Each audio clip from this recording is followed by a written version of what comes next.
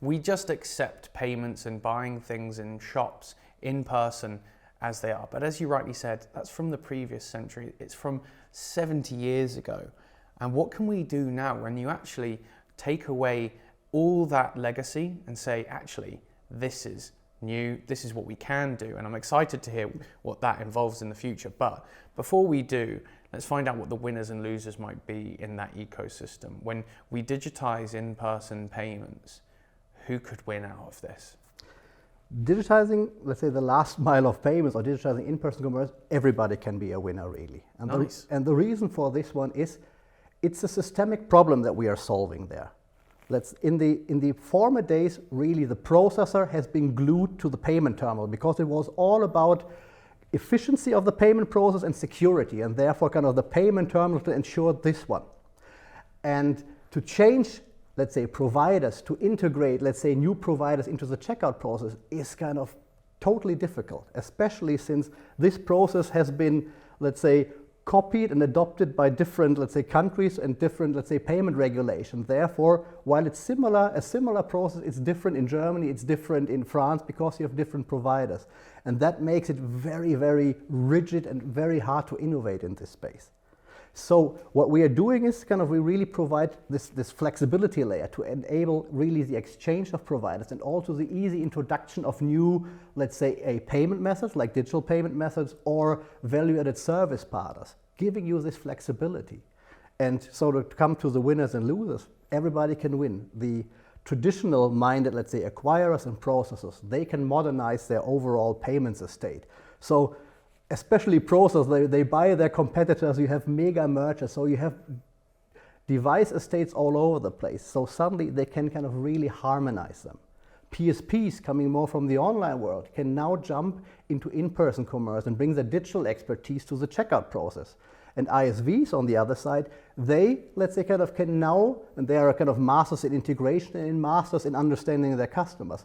They can now really weave, let's say, their specialty into not only the digital checkout process, but also the physical checkout process. And ultimate winners are in this case then the SMEs on the one hand side that get better services at lower costs because kind of there is an openness, and also the bigger kind of merchants, especially, let's say, as they can now harmonize their in-person commerce into digital commerce and really run it centrally and roll out innovations far faster than kind of in the previous times, and also at kind of, let's say, bring innovation now at the same time as they roll it out in digital commerce. Now, that's all well and good, and I imagine a lot of businesses are very excited to have that, but for a lot of SMEs, for instance, they're time poor, and having all those disparate services must almost be a nightmare, even if they wanted to get on board. So I imagine there's one thing to connect them all, and I actually, on the FinTech show, I'm a buzzword breaker. I cannot stand buzzwords. So let's break down the definition of in-person payments orchestration before we go into the topic any further. All right. So first of all, in-person orchestration. For me personally, it's all about really giving control of one's own destiny. And this is, in this case, for example, for an ISV, that they can design the journey how they envision this without being, let's say, somehow being held back by their overall back-end provider. And this is, let's say, kind of gives them choice to be creative and design new opportunities for their customers. If you kind of, let's say, and this is maybe a bit more esoteric, but if you look at it now from a kind of just pure kind of perspective, you can see it statically. You are able to exchange your backend providers on the one hand side, which was hard in the previous time. And you can also integrate new providers much faster, let's say kind of really in the overall checkout flow. Like, for example, just kind of simply integrating now a customer rating app, which seems easy, but it was extremely hard in the previous time to kind of really roll it out across different device types, for example.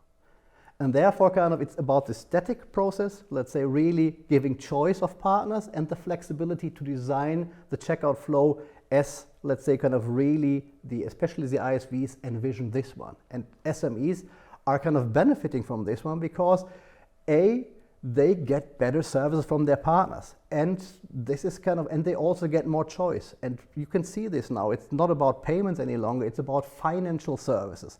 So the ISVs get better equipped with more choices, deliver better services like not only, let's say, payment services, but overall financial service. And this is kind of really what changes the game for a lot of, let's say, kind of SMEs, because they are treated now much better than in the past.